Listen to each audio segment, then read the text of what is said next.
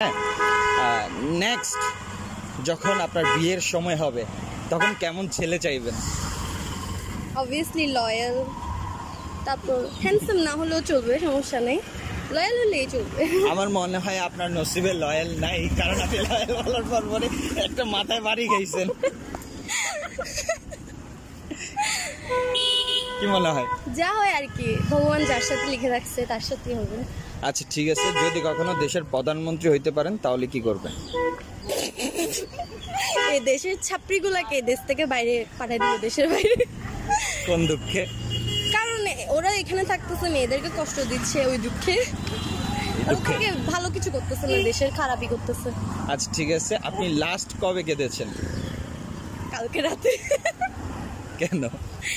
এক্সের কথা মাথায় ঘুরতেছিল।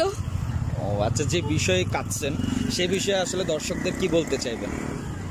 কেউ জীবনে প্রেম করবে না, ও বলে দিছে। আপনি বলেন না, উনি তো ক্যামেরার বাহিরে আছে। না প্রেম করা দরকার, বাট ওর লাকে যদি ভালো থাকে অবভিয়াসলি করা দরকার, ওটা হচ্ছে লাক ডিপেন্ড করে। আচ্ছা, আপনাকে যদি অপশন দেওয়া হয় হিরো আলম নাকি জায়েদ খান, কাকে চুজ করবেন? একজন কেউ না। কেন? দুটোটাই ক্রিঞ্জ। না, একজন কেউ না।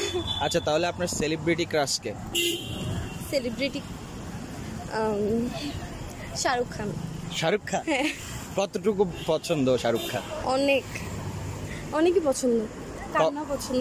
কখন থেকে শাহরুখ খানকে ফলো করেন আসলে? এই ছোট থেকে, একদম ছোট থেকে ওনার ভক্ত। আচ্ছা, মানে আপনার সাথে এই জায়গায় আমার একটা মিল পাইছি যে আমিও শাহরুখ ফ্যান। শাহরুখের কোন সংটা আপনার সবচেয়ে বেশি ভালো লাগে? ওই রিসেন্ট বেরোচ্ছে না, ও মাহি, ওটাই। মানে যদি বলি 90 দশকের, তাহলে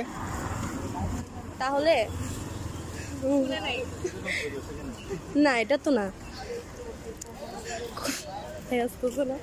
যদি আমার কথা বলি, যেহেতু আমিও একজন শাহরুখ ফ্যান, আমার 90 দশকের ওর পছন্দের একটা গান হচ্ছে ছাইয়া ছাইয়া।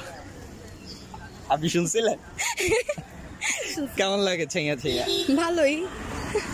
আচ্ছা ঠিক আছে, আপনার যেহেতু রিসেন্টলি ব্রেকআপ হয়ে গেছে, আপনার সাথে আর রিলেশন নিয়ে কথাবার্তা আমরা বলতে পারতেছি না, বাট নেক্সট টাইম মানে আমি যে বিয়ের কথাটা বললাম তখন যদি প্রস্তাব আসে, কেমন ছেলে চাইবেন? লম্বা না খাটো?